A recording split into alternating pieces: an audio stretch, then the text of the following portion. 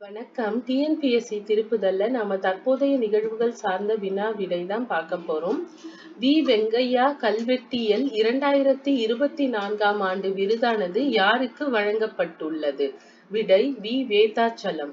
இந்தியாவில் வெளிநாட்டவர்கள் உறுப்பு மாற்று அறுவை சிகிச்சையினை பின்வரும் எந்த மாநிலத்தில் அதிகமாக மேற்கொள்கின்றனர்? விடை டெல்லி.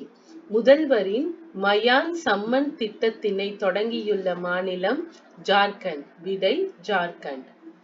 சர்வதேச பாலின இடைவெளி அறிக்கை 2024 இந்தியாவிற்கு கிடைத்துள்ள இடம் 129வது இடம். உலகளாவிய காலநிலை அபாய குறியீட்டில் இந்தியா எத்தனையாவது மாநிலமாக திகழ்கிறது? விடை 7.